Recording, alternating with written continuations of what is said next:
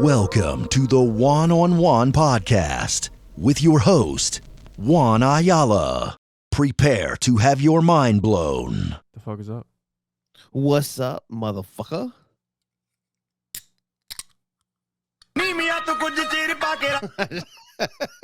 I wish this was a beer, but it's not, bro. This is not either. This is tea.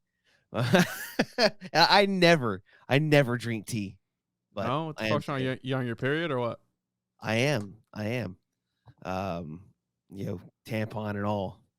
Yeah, bro. I literally just got home from work, man. I'm just chilling out. This is my third podcast. It's only Wednesday.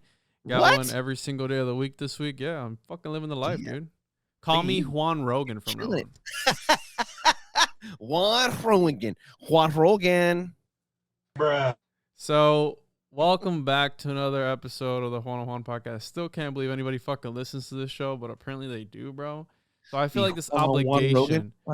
Yeah, I have this obligation where I have to keep going because I'm with you. People actually listen to this shit. So I'm like, all right, let's keep talking about interesting shit.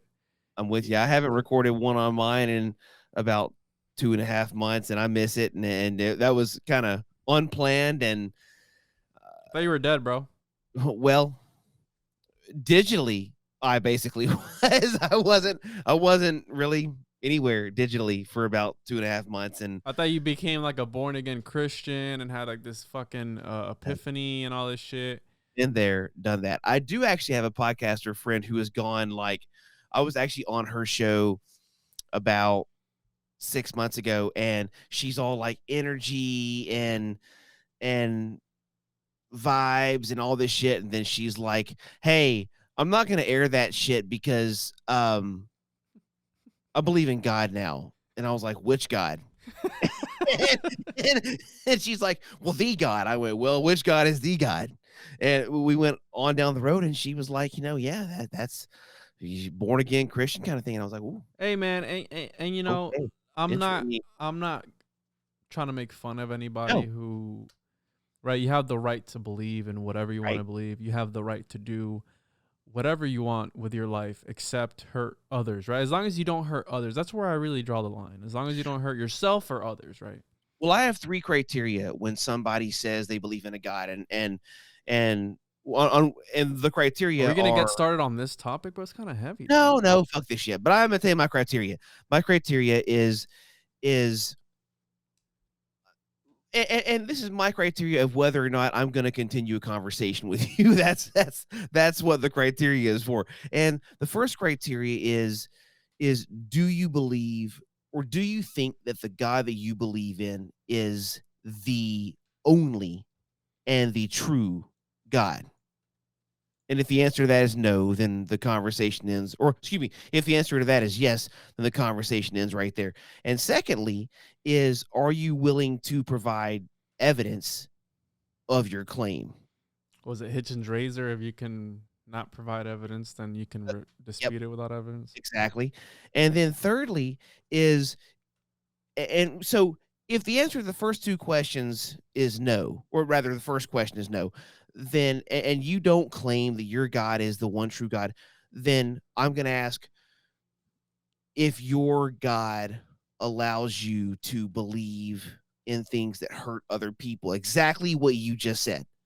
If your God allows you to say, well, you know what? No, I don't believe that my God is the one true God, but I am going to murder this sect of people because my God demands it, right? Then we're going to have a problem. Or let's make it more realistic.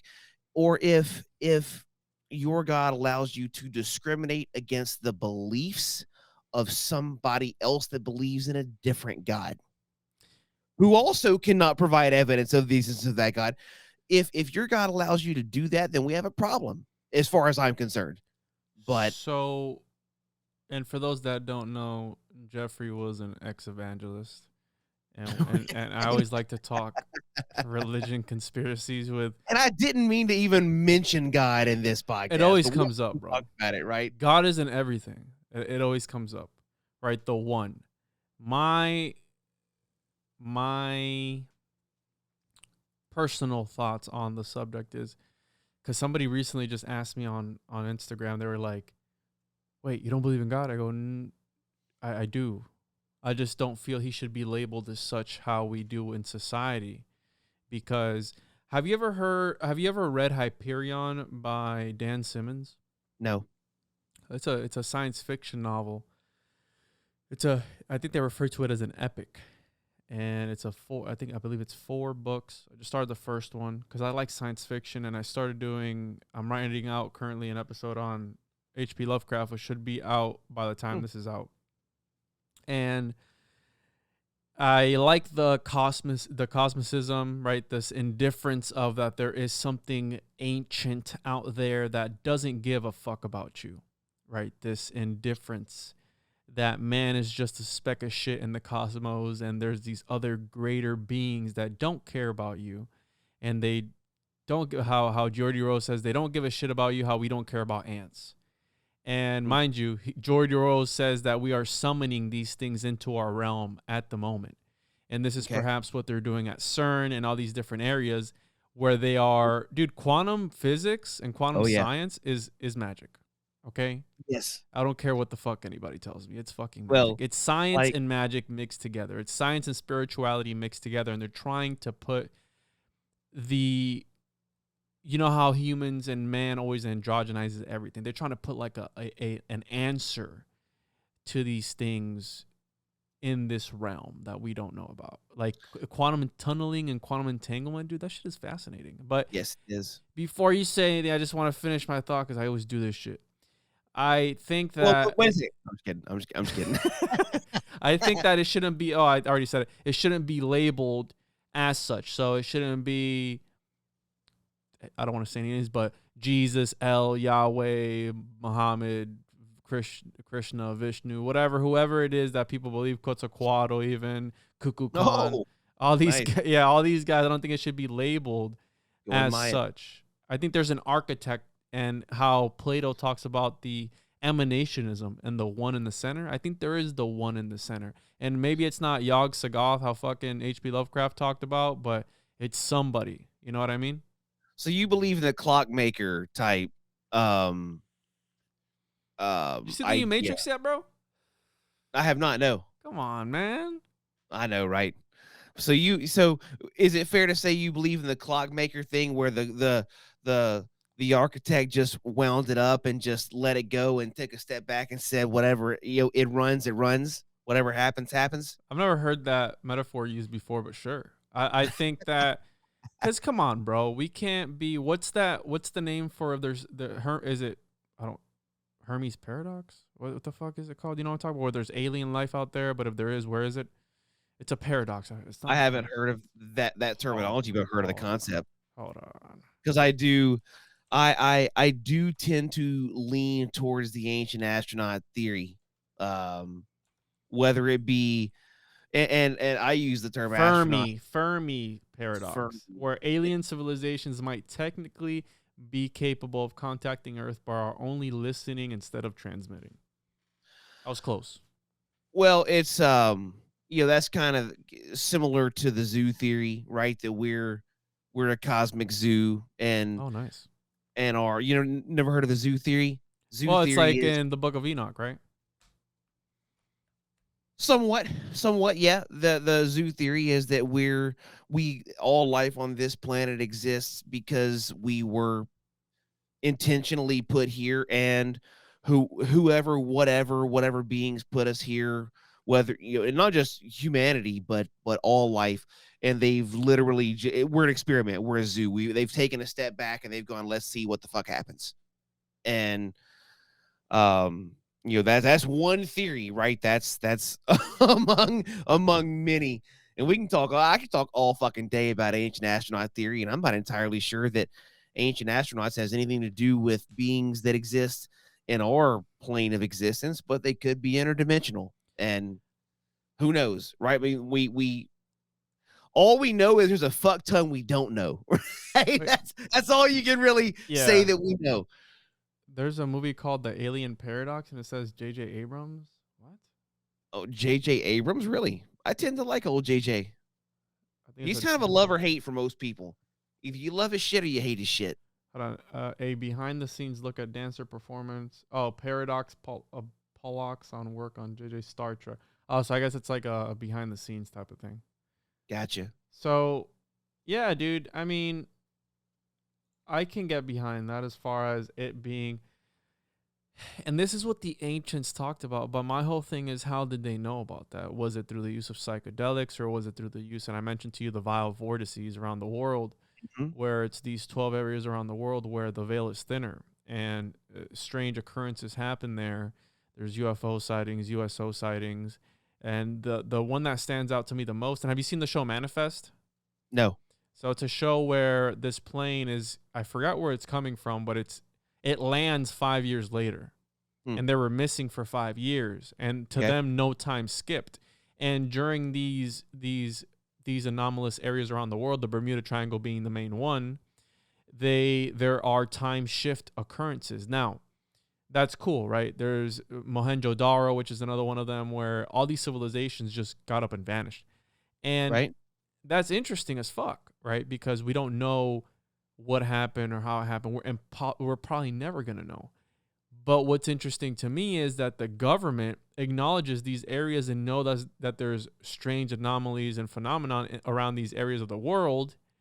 For example, the South Atlantic anomaly, where any plane, there was a satellite, bro, where I believe it was in 2007 or 9, something like that, where the gyroscope of the satellite got fucked up from all the radiation, because the South Atlantic anomaly is where the Van Allen radiation belt is closest to the Earth, right? And whenever anything goes through there, like even a SpaceX rocket got fucked up and going through there, because it's just like a concentration of radiation. And this satellite, it was a Chinese satellite, if I'm not mistaken, it fucked the gyroscope up, and the satellite was just spinning crazily, just in space, bro. Just going crazy for the longest time, and they couldn't control it. So, this area, I think it's like the way for the world to be like, hey, fuck you, because there's so much space debris, and there's so many things that we are doing to fuck the world up with pollution or whatever it may be. And the earth just has to kind of like cleanse itself. I think this is what the ancients had in mind when they would sacrifice people into volcanoes, because they thought if they would sacrifice somebody, that god, which is the volcano, and that's what the pagans are about, right? The pagans, being a pagan is worshiping the earth, worshiping celestial bodies, and everything is its own type of god in a way, right? And you have the that's what the pagans really were all about. And when these ancient people would worship, right, you had the sky god. They're monotheistic, right, where they have different, that's how you say, or polytheistic, where you have various amounts of gods versus just the one.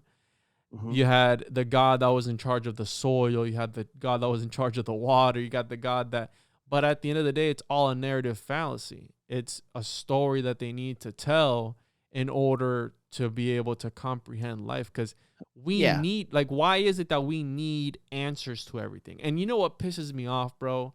Whenever you're wound up today. Yeah. I like it. What pisses me off is in the church where they're like, yeah, you have to just read the Bible and pray on it. And I go, okay, well, I read the Bible and I didn't get anything from it. No, God has to speak to you. Well, that's fucking convenient. Right, he wants to be send cryptic messages every now and again. What if you do the opposite of what he told you to do? I'm not a psychic, right? And they take that in some sort of neurolinguistic programming, and they twist it, right? It's a form of manipulation, bro. It's like gaslighting people, dude. Dude, yes. Well, I don't know about gaslighting, but it's definitely manipulation. Well, I mean, you would know better than anybody about that because, be honest, Jeffrey, did you ever, because you studied this shit, right? You understood that there are certain ways, and there is certain ways of talking to people to make them do certain things, right? This is how Hitler was able to have all these people follow him. Absolutely. You know, so you went through this whole schooling of. Oh, yes. What was that like? What did they teach you any secret? Is it a mystery school, Jeffrey? Is it some esoteric shit that you learned in there, or what? No, you know what you do is when you go like through your formal schooling and stuff that's all pretty just run of the mill. You're learning theology from whatever school you're going to. It's their theology, whatever seminary or college or whatever you go to. It's the theology of that sect or that professor, right? That I mean, cult? it right, essentially. But where you really get some of that really nefarious schooling and training is from your mentors and the people that take you under your under their wing, and people that you study under, and that kind of show you the ropes, and they teach you how to um twist people's words back on them, how to, if you get, they call it apologetics. Apologetics is quote unquote the art of defending the faith, and and which ironically isn't an apology at all. So Yeah, I was it's a gonna say weird, what? it's a weird term, but it's called apologetics. And apologetics is how you defend your faith, and then you get taught how to, if you have a shrewd enough teacher, you're taught where if you're in a conversation with someone, you call it a conversation, really it's an argument that the person doesn't know they're in, and you're trying to convince them, you're proselytizing them, right? You're trying to convert them, and if they have these objections that you are unable to overcome, then if you have a shrewd teacher, are taught how to twist their words back on them to the point where they, number one, don't realize that their words are being twisted back on them, and number two, that they don't know what their question was To that begin stumped you with. to begin with by the time you're done. And then you go, see, told you so. But Right? And you didn't tell him anything, and so it's really fucked up. But it's it makes you a master manipulator, unfortunately. it does, man. What's that one pastor or evangelist what's the difference between a pastor and an evangelist? Is there a difference? Yeah, a pastor is, and I've been both. A pastor is the leader, the teacher, the shepherd, whatever words you want to use, of a Congregation. singular specific church congregation, however big or small that might be. And an evangelist is someone that travels from place to place preaching and teaching, and is not in control of any congregation at all. Have you ever heard of the theory? Have you ever heard of the theory of the shape-shifting Jesus? No. So it's a Gnostic text. I don't know which one it is. I don't think it's the Gospel of Judas. I think it's another one. Let me pull it up here. It's very interesting. And I literally, these are my notes from our last you see them? yeah. Our last podcast, where I'm still researching. Actually, wait, that page was about I did a podcast the other day, bro, and this page is about, or just sitting right on my desk looking up shit from our last podcast. I did a podcast the other day, and I was in some balls deep into some esoteric knowledge, and like the dude on the other end was like cheering me on. Yes. Nice. So it's shape-shifting Jesus described in ancient Egyptian text, and so I thought it was part of the Nag Hammadi library or the Dead Sea Scrolls, but it's not. And it tells a different story, right? So it's obviously written in Coptic. And Pontius Pilate, the judge who authorized Jesus' crucifixion, was having dinner with Jesus before his crucifixion and was offering to sacrifice his own son in place of Jesus. And the reason that Judas kissed Jesus, according to this text, was that because Jesus had the ability to change shape, according to the text. Really? And yeah, and it puts the day of the arrest of Jesus on a Tuesday evening rather than a Thursday evening, right? Which is against the Easter timeline, apparently. And when he kissed him, it was to identify him. Because according to this, according to that text, right? This is why these texts are heretical and they go against the main narrative of whatever it was. And that's why they wiped out the Gnostics. They talked about shit like this. They understood things like this. And in the Gospel of Judas, for one, being one of my favorite non-canon stories, because in that story, Judas is the good guy. Jesus confides in Judas, and he's like his best friend, and the other disciples hated Jesus. And on one of the lines of text, and dude, they put these beautiful poetic words in the mouth of Jesus in these stories. And in one of the lines of this story, Jesus pretty much, the disciples go, "Hey, where'd you go?" Because he was gone. And he says to them, "Hey, I was at another time. I was just chilling in some other timeline, pretty much." No shit. Yeah, I teleported there. I was tired of here. I was tired of you guys, so I went somewhere else. I took a little break. And in the story, they despise Jesus, and it talks about how they talked among each other, and they had this hatred for Jesus in this story. It's the craziest fucking thing.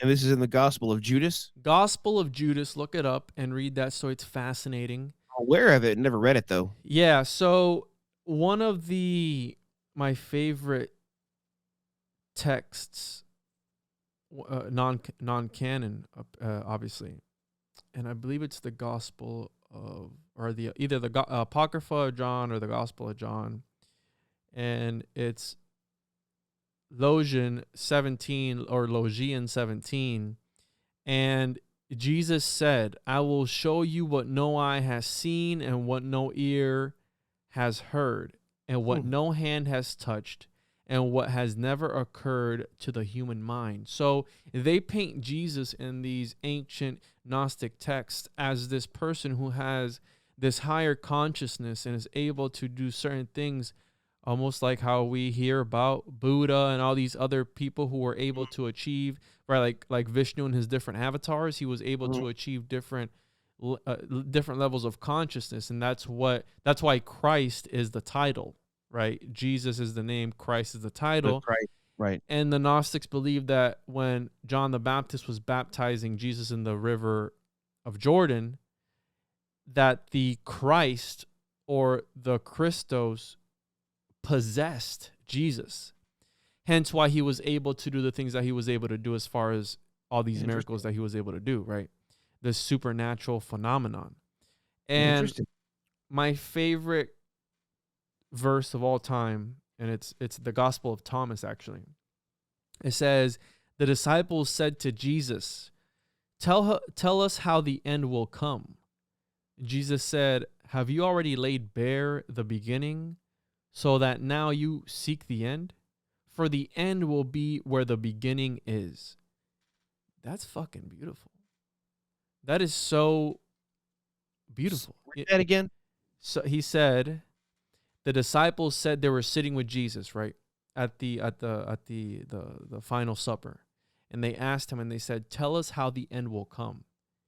And Jesus said, have you already laid bare the beginning, so that you now seek the end? For the end will be where the beginning is. Because, right, as humans, we always want to know, like, what's going to happen? You know, how does this end? You know, where does this go? We're always focused in this, like, next thing. We're never living how Alan Watts refers to the eternal now, which in reality, there is only the now. There is no past. There is no future. It's just the eternal now in this moment, right? That's deep, right? That is deep. It's fucking deep because we are so focused on this, right? Hey, Jeffrey, what are you going to be when you grow up? I don't fucking know. Dude, my neighbor just died. He slipped and broke his back in his fucking house. Mm-hmm. He's dead now. You know what I mean? You don't know. You could be waking up in the morning. Okay. So let me ask you this. When you say there is no past or future, there's only the eternal now, what makes you say that? Well, what makes me say it I'm not saying that there's no what makes you so sure of that? Let's put it that way. As far as time goes, and the reason I say that is I'm just quoting Alan Watts, but I'm not saying that there wasn't a past, right? That there wasn't a history, because there obviously was. But what I mean by that is, in the metaphorical sense, as far as focus now in the present moment, don't be worried about what's going to happen tomorrow type of thing. You know what I mean? Like, it's like people emphasize, like being a Christian, we're just worried about what the fuck is going to happen next after we're dead. We spend so much time preparing for when we're dead that we don't live now. We don't live in the present moment. We don't enjoy our lives because we're trying to be, again, if you're a Christian or whatever religion you're part of, as long as it makes you a better person, that's fine with me. I think that Christianity makes people better people. But how I've also met people in the Christian faith who are pieces of shit. Right. Right? So the 10 Commandments were about what? About making you a better person. Moses had a society that he needed to govern. And when he was presented these 10 Commandments by whoever, I am that I am. Remember that? Remember we were going to talk about that shit? Oh, yeah. We should talk about that, bro. What was that? When they asked me who sent me, who do I tell them? I don't know, bro. Just fucking tell them. I am that I am. Okay. What does that mean, bro? What you got all riled up the first time around that I said that. And I said at the end of an episode, I believe, and you were like, "Oh, we got to talk about that shit." Right? And the lizards are trying to take over the world, and But I do want to go back to the time thing, because that's really interesting. Is before we go to I am that I am, and maybe we get there this time, maybe we don't. But I think it was interesting that you said with such passion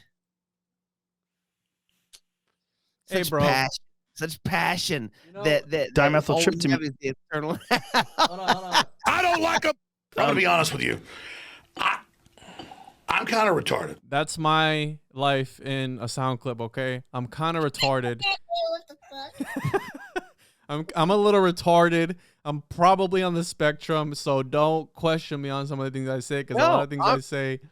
Fuck that shit, man. I'm gonna. That's what I do, man. I ask questions, and that's one of the reasons that I think that religion fell apart for me, because I asked too many questions for religion.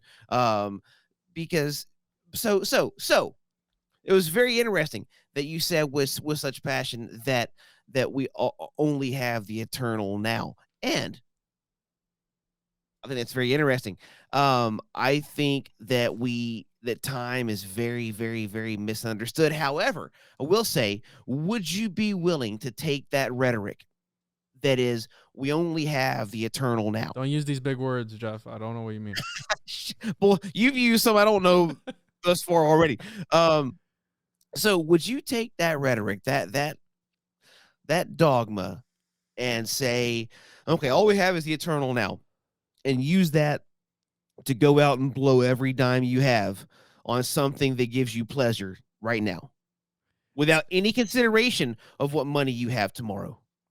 It's funny you bring that up, bro.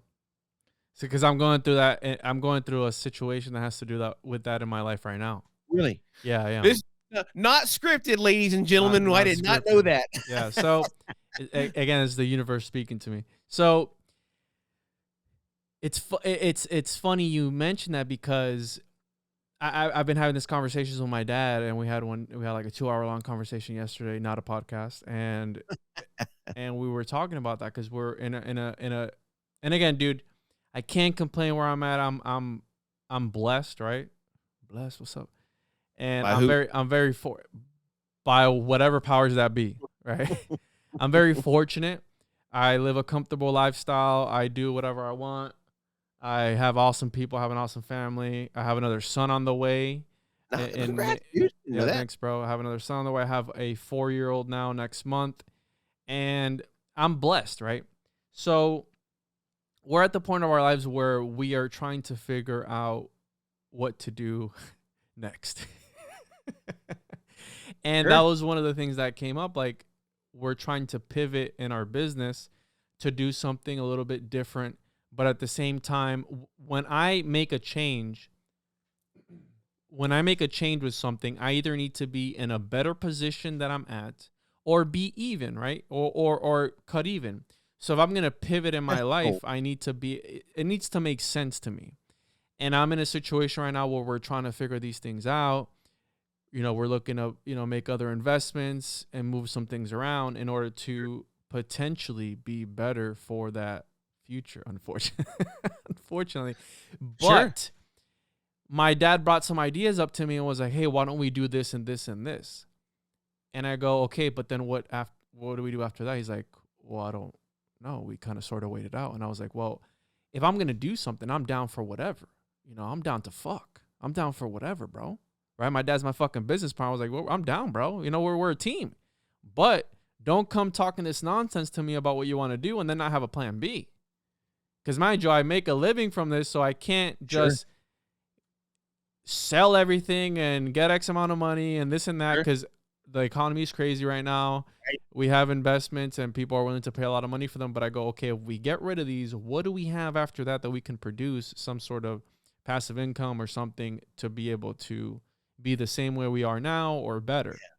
So would I spend all my money that I have today because we live in the eternal now? No. I it doesn't apply to me because and hear me out. People are like, man, fuck this guy. This guy's always changing his mind. No. Nope. The reason why I can't do this is because even though I say that we're in the eternal now, I do understand that time continues. And I'll get into time, right? We can talk about time. The reason that I don't do that is because now life is not about me anymore. You know what I mean? It's about my family and my kids. So unfortunately or fortunately, I need to have something for them to fall back on. Because as a parent, right? As a parent, I think that's our responsibility to take care of our offspring and not be a piece of shit and not say, hey, I'm going to go get a gallon of milk and never fucking come back. You know what I mean? True. Okay. So let's say that you're not a parent. Let's say you're not a parent and you're not married. It's only you. So all you got to worry about is you. You don't have any business partners. You don't have a wife. You don't have any kids. You don't have kids on the way. All you have is you. Are you? And this is not a trap. This is not a game. I'm not trying to fucking evangelist. I'm not trying to fuck you up, right? Are you willing to go, man, I got $50K in the bank, and that boat right there is $49K, and I'm motherfucking willing to spend it all on that boat today because all I got is right now. Do you see yourself understanding? So like we're gonna couch this with understanding that no one can know what you might do until you're there. Yeah, we understand this. So best you can guess, do you think you make that choice? No. Okay. But because of the type of person that I am, Jeff. Okay. Well, what kind of person is that? I am the type of person that I've changed a lot, right? And I don't know if that came with parenthood or whatever it is, but I used to be the type of person that I would do some shit like that.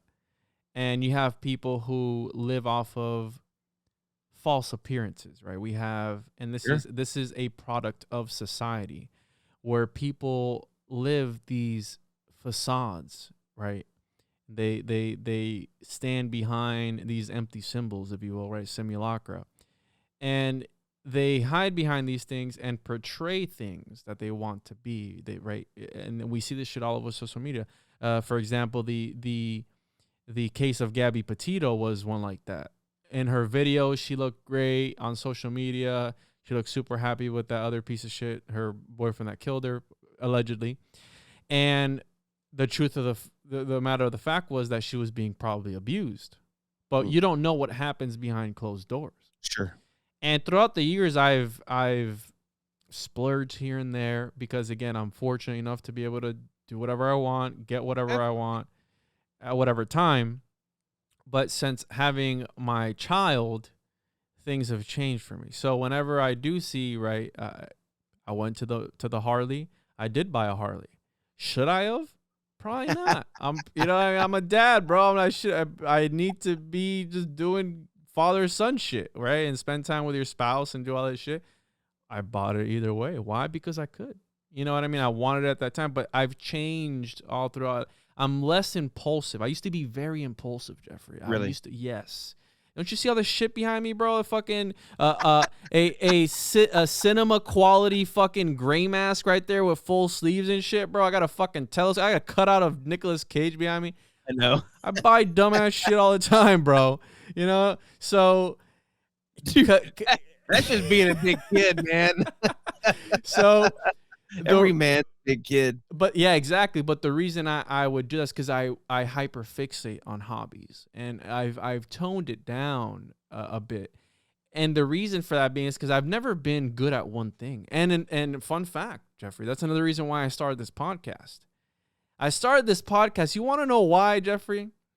Tell me. Because I first tried to do fishing videos, and whenever I didn't catch any fucking fish out on the lake, you could fish for 12 hours and try and not catch anything, so I wouldn't have any content for YouTube. So I was like, I didn't waste 12 hours of my day, but I was having fun while doing it. But it was like, I'm going to spend 12 hours of my day. Why don't I just do 1 or 2 hours talk on a podcast about interesting shit and just make that my content? This is my therapy, bro. I cried for the first time on a podcast the other day. It was fucking crazy. Really? Yeah, dude. You know what I mean? This is therapy. We're talking. I just got home from work. It was a long day. Now we're just bullshitting about interesting shit, talking about life, talking about God, time, all this shit. And it's a great time. It's super fun. And I've met some cool ass fucking people during you being one of them. And that's why that's one of the reasons that contributed to me starting a podcast. And even in between, bro, I'll do my own shit, and I have my own other hobbies that I'm doing, right? But I've toned it way down, bro. I've toned it fucking way down. You know what I mean? So, would it be fair to say then, this is not where I was going the entire time, but it just popped in my head. Would it be fair to say that all that matters is the eternal now, but within the perspective of where you're present?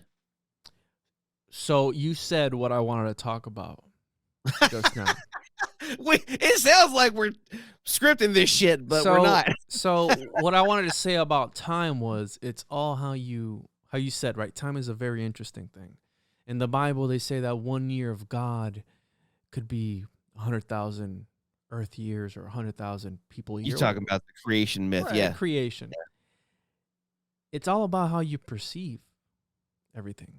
It's all about remember, the observer effect is a real thing. So the way you perceive things, I think that's what really truly matters. And that's where religion comes in and all these different symbols come in, because you perceive it one way, Jeffrey sees it one way, and I perceive it another. And it means, so what's real? What? So what's real? If you and I perceive the same thing differently, what's reality? What you make of it. Your gnosis, your sacred knowledge to you is what makes your own reality. Now, well, I see Jews as evil and you see him as good. Exactly. So we each act on that. You xenophobic fuck. So which is real? Yes, but that's the thing. And are both realities equal? Yeah. And who's to judge that? Exactly, because what makes your issues any bigger than mine? You understand what I mean? What outweighs your issues and your problems versus mine? Who said there were problems? Well, an example, right? Because people go, you just wouldn't understand. Whoa. What do you mean I wouldn't understand? We both we're equal here. Now, We get into the concept of hierarchies and the phenomena that has and the effect that has on the human psyche. And this is where, this is where we bring in Plato, Jeffrey, or not Plato, Pythagoras, bro, and the duad. The duad is, for the Pythagoreans, the number 2, right? The duad. And it's the number of illusion because it is separateness. It is the illusion of separateness. There is qualitative differences and quantitative differences in things, right? Just because I have more money than you makes me better than you, Jeffrey, right? Just because I have a nicer car than you makes it better than your car, Jeffrey. You know, it makes me a better person or a bigger person, and that's the reality that is painted to us. What is the American dream, Jeffrey? What is it? You understand me? What we are painted this picture since we are little kids about what is the ideal life. Having the most shit. Having the most shit. Consume. My 4-year-old thinks he's fucking Optimus Prime. He thinks he's because he's painted that reality for himself from what he's taken in. And he thinks he's a fucking superhero, bro. That's the same thing that's happening right now. People are painting their own realities and living those realities living within those realities with social media, with the fucking metaverse. It's the real life Matrix. It's an episode of Black Mirror that we're fucking living in right now. Okay, so we take that and we go back to the beginning of our conversation and say, okay, what if your view of your deity allows you to hurt other people? If this is a huge if, but using what I heard you say, that might not be what you actually mean. If everyone's perspective is equal reality, then we have to allow that person to hurt other people if all realities are equal. Yeah, that's where we and it's fucked up, right? So because here you go. That's where we get into the whole topic of good versus evil. And who's to say what's good and what's evil? That's a conversation I've been having a lot recently. This is a note that I took from a Manly P. Hall lecture. And for the record, I'm not claiming to have any of these answers. These are just questions I asked to myself in my own rhetoric. But go ahead, sorry. So good and evil is a choice given the circumstances to choose between the two. Now, a being, right? Humans being, right? Humans being. A being must reach a certain level of determinism in order to decipher what is good and evil. Given it has the faculties to grasp this concept of good and evil, then and only then will it have the choice. But then we go back to, well, Juan, what the fuck is good and evil? And who's to say when a being is able to make that choice? Because, dude, you're saying the most fucked up shit right now where right? No, here for real. It's fucked up because how you said, why should we use religion or a deity or an entity as an excuse to harm others? You know what I mean? Pythagoras said, don't kill others and don't commit suicide. Pythagoras said this, right? Mm-hmm. And it's like, where the fuck did we get lost in translation since then? Because now we're doing the exact opposite. All throughout time, we've done the exact opposite. And this guy was talking this shit in the year 400. Okay? And he said, hey, don't kill it. He said, hey, don't kill each other and don't, eat a clean diet. People shouldn't eat meat if they're going to be, judges shouldn't eat meat because it clouds your consciousness and your thoughts. He said this. He would only eat a strict diet because he understood that the effects that diet has on the psyche of a person. What do we eat nowadays, Jeffrey? We eat shit. We eat fucking McDonald's Burger King, all this shit. Why? Because it's convenient. Oh yeah, just real quick. Oh, I'm hungry. I can't wait to get home, whatever. So let's just eat this. And people don't understand that this stuff that they're eating is actually affecting them because it has, and this addictive properties and all this shit that they put in. Sure. That's the real conspiracy. What are they trying to suppress within all of us that perhaps the ancients talked about? And they even suppressed the ancients back then. They changed history in real time in order to fit the narrative that we are being presented. You talked about the whole vid shit and what the true powers and the true intention behind all that shit was. Well, yeah, on Messenger earlier, yeah. Yeah. Jeffrey, how many times have they not changed the narrative on us? Who was it I think it was either Australia or Canada passed that if you don't have your booster, now you're not vaccinated. So they're going to keep moving the goalpost. Keep moving it. Oh, I know. And not until we put our fucking foot down and say, you know what? That's it. I've been saying that shit since day one of all they that. They keep pushing it. But if you value, and this is a big quandary for me here recently, and I keep going back to it even in this conversation, because if you're going to say, if whoever's going to say that all perspectives and all realities are equal, then we have to allow for the fact that some of those perspectives and realities are going to allow people to hurt others, be it politically, interrelationally, whatever. So what's the opposite? The opposite is that all perspectives are not equally of value or not equal of value. And if that's the case, then we have to ask ourselves the question, well, who's qualified to judge which ones are of value? And if we're going to say that qualification exists, then we have to say, well, what's the criteria of that qualification?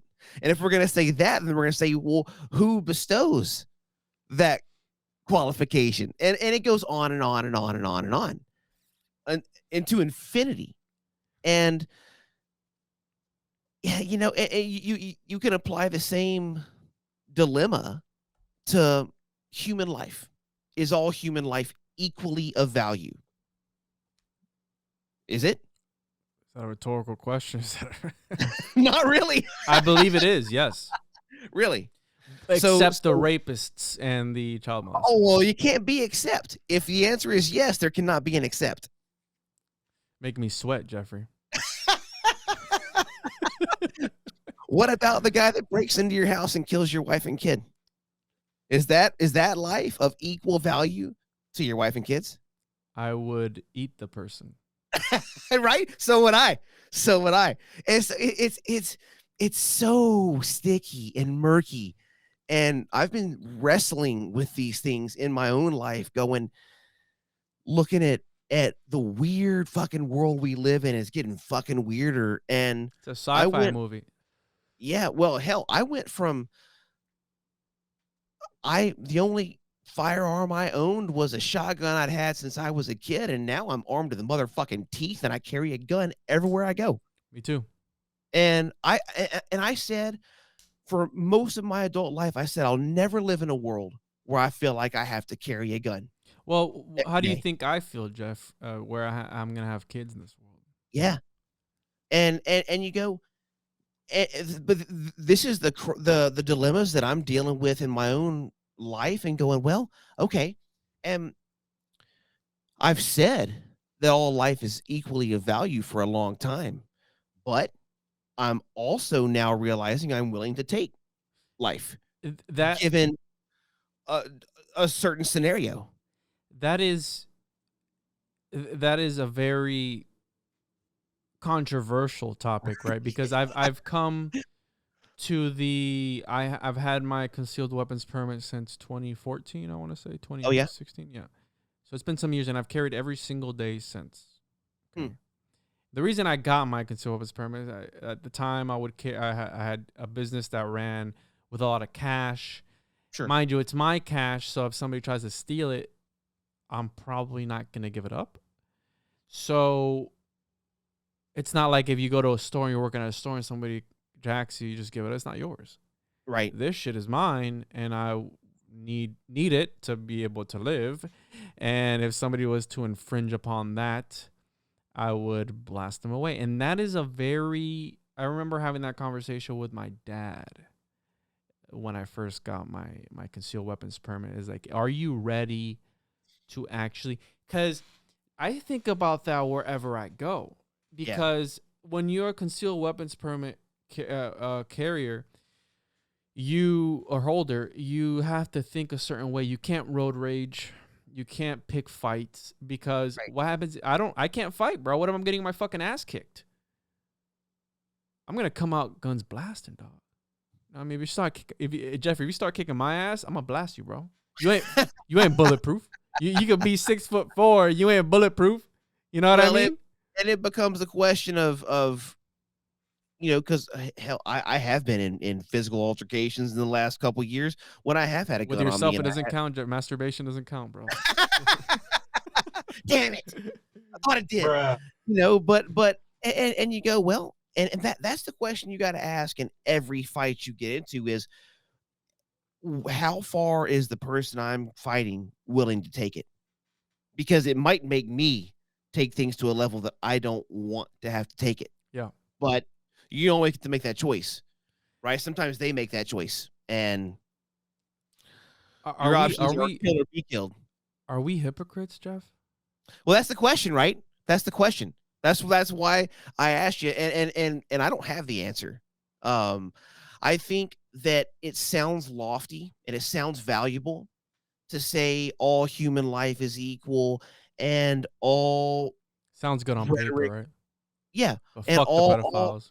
all rhetoric and all realities have a place and so on and so forth. But I play this game with myself to keep myself out of my own what's the word? Like my own confirmation bias. Because I try to take a thought that I might have or a perspective that I might hold, and I try to play it out to the extreme and see what happens to it. Like I'm doing with you, is going, well, what if if we say all life is of equal value, well, how does that apply to the guy that breaks into your house and kills your wife and kid? Not that I would ever wish that on you, obviously, but does that rhetoric still hold water if that happens? And if the answer is no, then there's a problem, or to me at least, that exposes a problem with my own rhetoric. And I have to go back and look at the origins of that rhetoric and how things actually, and what I actually do think about the world. And I'm not saying that what I think is right or of any value more than anybody else's, but I like to challenge my own dogma, because sometimes things sound really fucking good and they sound profitable and valuable until you play it out and go, no, I'd draw that motherfucker in a heartbeat. Right? Yeah. And then you go, wait a second, I don't actually think what I say that I do. And does that mean that it's bad? No. Does it mean it's complicated? Absolutely. And I think the complicated conversations are worth having with ourselves and with people that we respect their feedback and perspectives on such matters. I'm going to be doing an episode on René Descartes soon. Oh, yeah? And Cartesian philosophy. And the guy I'm doing it with brought up the idea. He's like, what do you think? I forgot the wording that he used. Like, I don't know, but I am. How do you I think therefore I am, and that's the reason he said that. And again, we're gonna leave this episode on a cliffhanger because we have to come back and talk about what you just said, Jeff, about what if this reality is false? Is this reality even real? That's why René Descartes said what he said, because he understood that he is the only thing that he was sure of that he was a thinking thing. So that's why he said, I think, therefore I am. And that was the only thing, because he understood that our senses, the way we perceive things, could betray us. You could have hallucinations. So what you're seeing with your eyes isn't real. You could have auditory hallucinations. What is it? The ophalic is when you smell shit.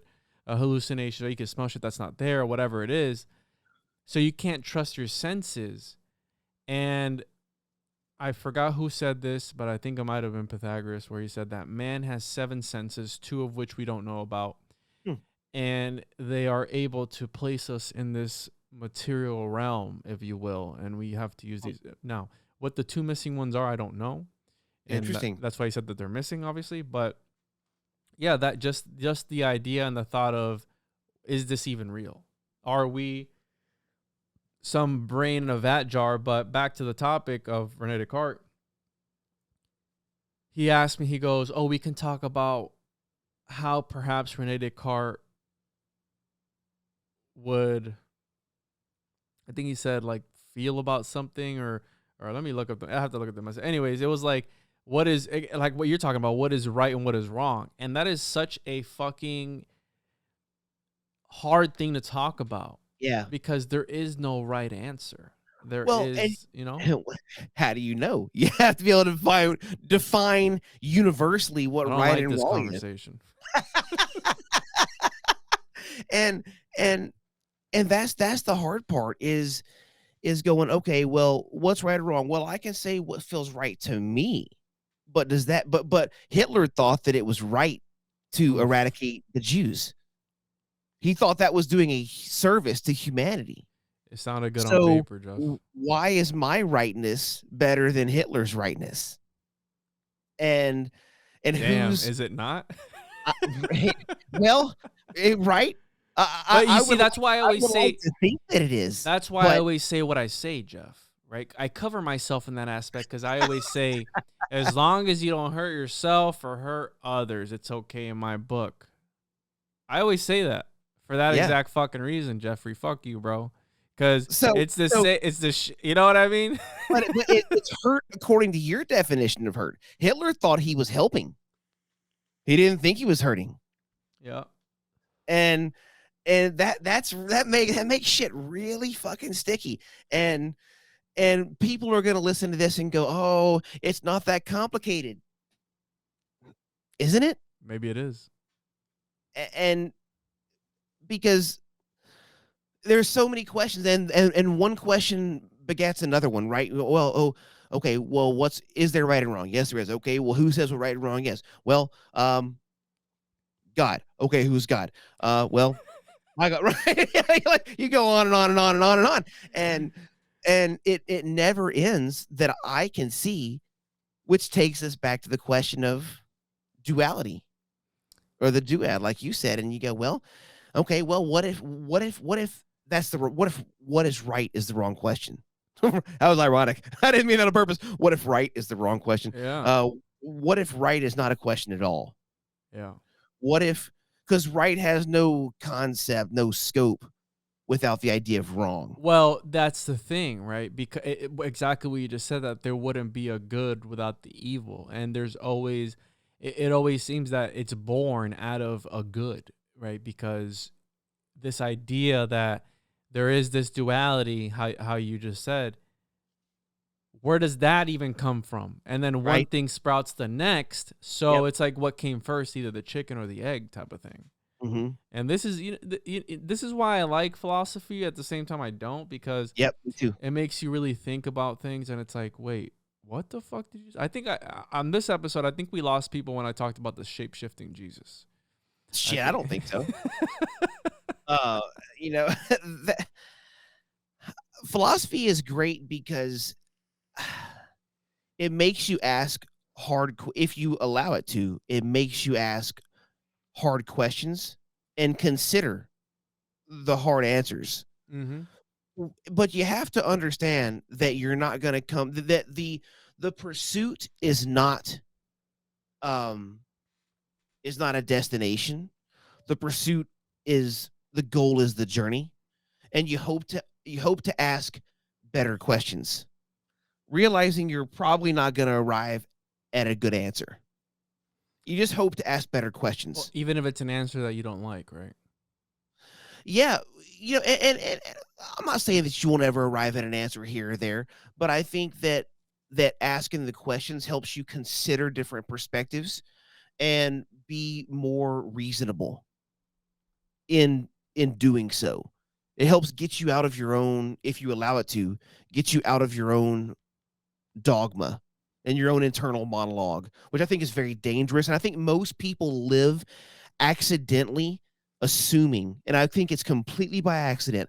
I think most people think that their internal monologue is truth, whatever it may be. Well, that's what gnosis is, whatever your truth is to you. Well, what if my truth is that it'd be best to rape and kill your wife? Yeah. Well, that's not beneficial. But there are people like that in this world, Sure. Jeff. There are fucked up and twisted people like that. But I think of equal value. But to existence. What if that train of thought is some sort of parasite that gets into people? Some sort of now we're talking about the devil made me do it. The Matrix case. Well, I thought this was a false reality, so I murdered my entire family. And that's a real case, and that's a real defense people have tried to use before. And there have been plenty of people that have claimed, "Oh, the devil made me do it. I was, or hell, God made me do it. I was just doing what I was told." Was it Abraham and his son?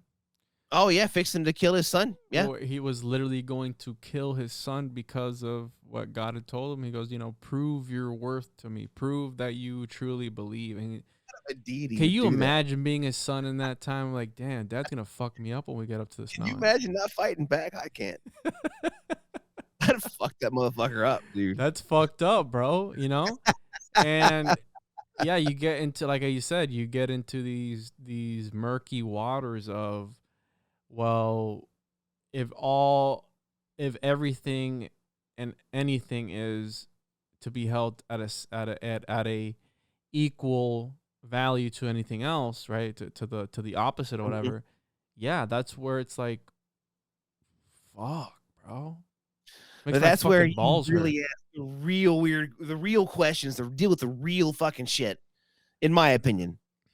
Yeah. The questions that make you go, ooh. Jeff, we didn't talk about I am that I am. And I know you told me you had to go, so I guess you're gonna have to tune in for the next episode of Dragon Ball Z to find out what happens. And I'll have you back on now that you're on this realm again. You fucking disappeared for Don't be a douche. I was gonna have you on like fucking 10 episodes ago, and you fucking. I know you were. You dipped. So, yeah, bro. Let the listeners know where they can find you. Listeners can find me at Hey Jeffrey Davis everywhere: Insta, Facebook, TikTok, Twitter, and at Functionally Dysfunctional Show for my podcast, which is fixing to get ramped back up here also very soon, next week or so. Awesome, bro. That's why I like having you on, Jeff. You always bring out in me these. There's only so you mentioned the ancient astronaut theory earlier, and there's only so many ways you can go over that same shit. Like I brought up Eric Von Daniken on my podcast the other day, and I was like, man, we get it. There were ancient astronauts that landed on the Nazca lines because there were fucking runway strips for extraterrestrial vehicles. We get it. How many lectures are you gonna do about it? You know what I mean? Oh yeah, Eric Von Daniken does spout the same thing over and over. But I think that's a disservice to the ancient astronaut theory as a whole, because there is so much more to it than Eric Von Daniken. Chariot to the gods. Yeah, his whole shtick is. He's made the living off the same shtick for 40 years. Since what was that book? 1971, something like that. Like 68 or 72, some shit like that. 71, whatever. So early. He's like not learned anything else. I wrote this book. Yeah, I'm gonna speak about it. Check me out. Yeah, check out this podcast I did on the Ancient Astronaut. Just the same show. And I try to. So the reason I like that is because I try to bring new topics every episode. Yeah. For the listeners and mix it up, right? Don't always talk about the same thing, but talk about interesting shit, right? Absolutely. And like you said, ask those hard questions and challenge yourself, because I say all these things and I'll go on podcasts with people, but they don't ever challenge my point of view. Like, you know what I mean? Like, they don't go, well, what does Pythagoras mean to you? Well, that's a fucking good question. I never thought about it. You know what I mean? And not enough people do that. They're just not very good conversationalists, or they don't know how to challenge your perspective without doing it combatively. You know, and that's a lost art. That's the evangelist in you. It might be. It might be a hidden value that I took away from that world. Is asking people to question their own narrative, right? And but the difference in now is I don't do it to try to convert people to my narrative, right? I'm just interested in going, have you ever really thought about what you just said? Right? You know, and in a critical way. And if the answer is yeah, and here's the reason, well then great, fine, awesome, whatever. Right? But I always, my goal is that I leave a conversation with someone, with both of us, hopefully. Not that it's of no value if this doesn't happen, but I'm always happy when one or both of us can leave a conversation going, at some point, going, huh, I've never thought about that before. Yeah, I just go, man, fuck that guy, Jeff. Fair enough. You know, and it's funny. The other day I made a joke about a friend of mine who came on the podcast, and I go, yeah, you know, you could have been some neo-Nazi. It was the first episode we ever done and talked. And it turns out he's got a fucking neuro-linguistic programming certificate for some classes that he went to. And I was like, see, I fucking knew I was right about you, bro. I knew you had some neo-Nazi in you because you're studying the shit of how to get into people's psyche and make them do whatever you want. And you know what I mean? I'm like, see, I knew there was something off about you. I fucking called it.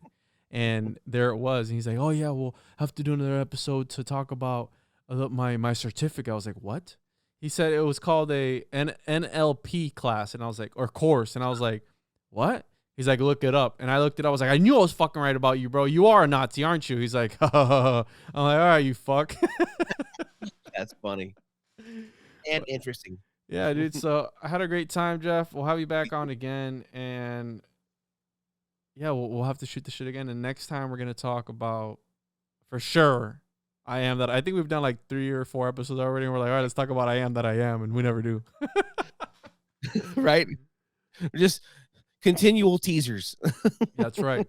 So again, thanks for coming on, bro. Appreciate it. Thanks, Pat.